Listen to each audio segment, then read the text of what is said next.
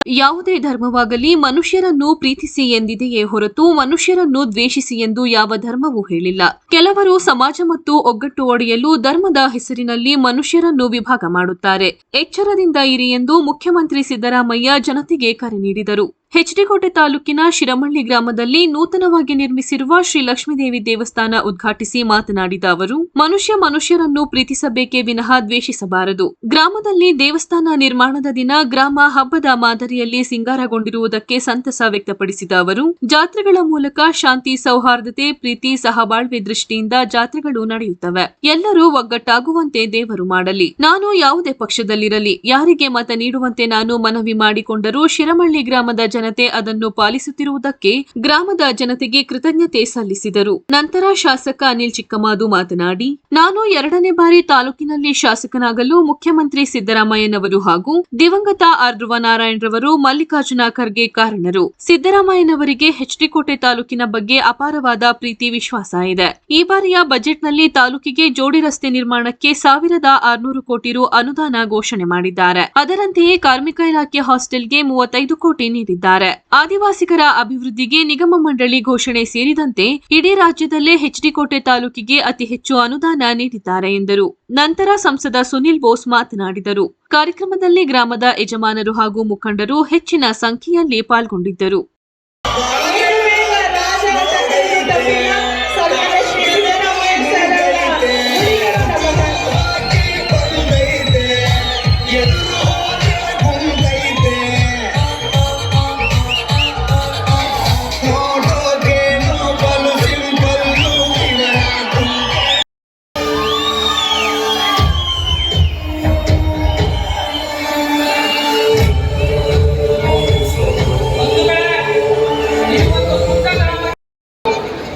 ಜಾತಿ ಬದಲಾವಣೆ ಆಗಬಾರದು, ಮನುಷ್ಯನನ್ನ ದ್ವೇಷಿಸಬೇಕು ಅಂತಕ್ಕಂಥ ವಿಚಾರ ಇಟ್ಕೊಂಡಿರ್ತಕ್ಕಂಥವ್ರು ಕೂಡ ಇದ್ದಾರೆ. ಅದರಿಂದ ನೀವು ಯಾವುದೇ ಧರ್ಮಕ್ಕೆ ಸೇರಿರಲಿ, ಹಿಂದೂ ಧರ್ಮಕ್ಕಾರು ಸೇರಿರಲಿ, ಕ್ರೈಸ್ತ ಧರ್ಮಕ್ಕಾರು ಸೇರಿರಲಿ, ಮುಸ್ಲಿಂ ಧರ್ಮಕ್ಕಾರು ಸೇರಿರಲಿ, ಸಿಖ್ ಧರ್ಮಕ್ಕಾರು ಸೇರಿರಲಿ, ಬೌದ್ಧ ಧರ್ಮಕ್ಕಾರು ಸೇರಿರಲಿ, ಜೈನ ಧರ್ಮಕ್ಕಾರು ಸೇರಿರಲಿ, ಯಾವ ಧರ್ಮ ಕೂಡ ಮನುಷ್ಯನನ್ನ ಪ್ರೀತಿಸಿ ಅಂತ ಹೇಳ್ತದ ಹೊರತು ದ್ವೇಷಿಸಿ ಅಂತ ಹೇಳೋದಿಲ್ಲ. ಇವನ್ನ ಅರ್ಥ ಮಾಡ್ಕೋಬೇಕಾಗುತ್ತೆ. ಕೆಲವರು ಸಮಾಜವನ್ನು ಹೊಡೆಯತಕ್ಕಂಥ ಕೆಲಸವನ್ನ ಮಾಡ್ತಾರೆ, ಒಗ್ಗಟ್ಟನ್ನು ಹೊಡಿತಕ್ಕಂಥ ಕೆಲಸವನ್ನ ಮಾಡ್ತಾರೆ, ಮನುಷ್ಯರಲ್ಲಿ ವಿಭಾಗ ಮಾಡತಕ್ಕಂಥ ಕೆಲಸವನ್ನ ಮಾಡ್ತಾರೆ. ಧರ್ಮದ ಹೆಸರಿನಲ್ಲಿ, ಜಾತಿಯ ಹೆಸರಿನಲ್ಲಿ ಸಮಾಜವನ್ನು ಹೊಡೆಯತಕ್ಕಂಥ ಕೆಲಸ ಮಾಡ್ತಕ್ಕಂಥ ಪಟ್ಟಭದ್ರ ಹಿತಾಸಕ್ತರ ಬಗ್ಗೆ ನೀವೆಲ್ಲರೂ ಕೂಡ ಎಚ್ಚರಿಕೆಯಿಂದ ಇರಬೇಕು ಅಂತಕ್ಕಂಥ ಮಾತುಗಳನ್ನ ಹೇಳಲಿಕ್ಕೆ ಬಯಸ್ತಾ ಇದ್ದೇನೆ. ಯಾಕಂತಂದ್ರೆ ನಾವೆಲ್ಲ ಮನುಷ್ಯರನ್ನ ಪ್ರೀತಿಸಬೇಕೆ ಹೊರತು ಯಾವ ಕಾರಣಕ್ಕೂ ಕೂಡ ದ್ವೇಷಿಸಬಾರದು ಅಂತಕ್ಕಂಥ ಮಾತುಗಳನ್ನ ಈ ಸಂದರ್ಭದಲ್ಲಿ ಹೇಳ್ತಕ್ಕಂಥದ್ದು ಅತ್ಯಂತ ಅವಶ್ಯ ಅಂತೇಳಿ ನಾನು ಭಾವಿಸ್ಕೊಂಡಿದ್ದೇನೆ. ಅದರಿಂದ ನಾವು ಮನುಷ್ಯರನ್ನ ಪ್ರೀತಿಸಬೇಕು. ನಾನು ರಾಜಕೀಯ ಈ ಸಂದರ್ಭದಲ್ಲಿ ಮಾತಾಡಲ್ಲ, ಯಾಕಂತಂದ್ರೆ ಇದು ರಾಜಕೀಯ ಮಾತಾಡ್ತಕ್ಕಂಥ ವೇದಿಕೆ ಅಲ್ಲ. ನಾನು ಮತ್ತೆ ಮಂಗಳೂರಿಗೆ ಹೋಗ್ಬೇಕು, ಇಲ್ಲಿಂದ ಮಂಗಳೂರಿಗೆ ಹೋಗಿ ಮೈಸೂರಿಗೆ ಹೋಗಿ, ಮೈಸೂರಿಂದ ಮಂಗಳೂರಿಗೆ ಹೋಗ್ಬೇಕು, ಮಂಗಳೂರಿಂದ ಮತ್ತೆ ಬೆಂಗಳೂರಿಗೆ ಹೋಗ್ಬೇಕು. ಆ ಕಾರಣದಿಂದ ಹೆಚ್ಚು ಮಾತನಾಡ್ಲಿಕ್ಕೆ ಹೋಗಲ್ಲ. ತಿರುಮಳ್ಳಿಯವರು ನನ್ನನ್ನ ಬರಲೇಬೇಕು ಅಂತ ಹೇಳಿ ಹಠ ಹಿಡಿದ್ರು.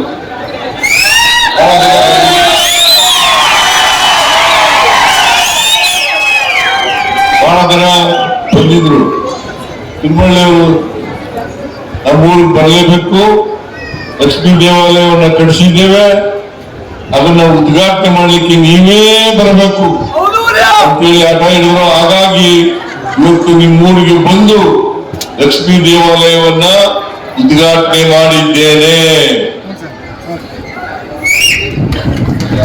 ನೀವೆಲ್ಲರೂ ಕೂಡ ಒಂದು ರೀತಿ ಹಬ್ಬದ ರೀತಿಯಲ್ಲಿ ಜಾತ್ರೆ ರೀತಿಯಲ್ಲಿ ಜಾತ್ರೆ ಮಾಡಿದ್ದೀರಿ, ಬಹಳ ಸಂತೋಷ.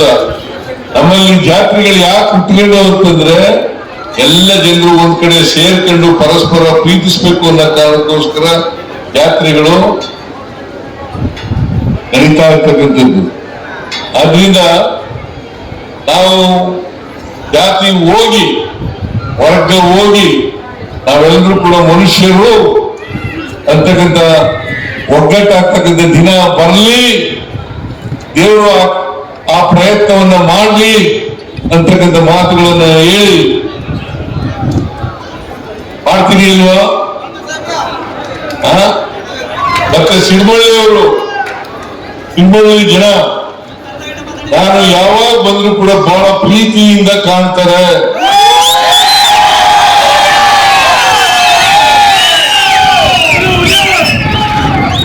ಬಹಳ ಪ್ರೀತಿಯಿಂದ ಕಾಣ್ತಾರೆ. ಈ ಪ್ರೀತಿಗೆ ಬೆಲೆ ಕಟ್ಟಲಿಕ್ಕೆ ಸಾಧ್ಯ ಆಗಲ್ಲ. ಅಷ್ಟೇ ಅಲ್ಲ, ನಾನು ಯಾವ ಪಾರ್ಟಿನಲ್ಲಿ ಇರ್ತೀನಿ, ಯಾರಿಗೆ ಓಟ್ ಹಾಕ್ತೀವಿ ಅಂತ ಓಟ್ ಹಾಕಿ ಅಂತ ಹೇಳ್ತೀನಿ, ಅದೇ ರೀತಿ ಬಹಳ ವರ್ಷದಿಂದ ಮಾಡ್ಕೊಂಡು ಬಂದಿದ್ದೀರಿ. ಅದಕ್ಕೋಸ್ಕರ ತಿರುಮಳಿಯ ಎಲ್ಲ ಜನರಿಗೆ ಉತ್ಪೂರ್ವಕವಾದಂತಹ ನಮಸ್ಕಾರಗಳನ್ನ ಹೇಳಲಿಕ್ಕೆ ಬಯಸ್ತಾ ಇದ್ದೇನೆ. ಒಳ್ಳೆಯ ಶಾಸಕರನ್ನ ಆಯ್ಕೆ ಮಾಡ್ಕೊಂಡಿದ್ದೀರಿ. ಅನಿಲ್ ಚಿಕ್ಕಮಾದು,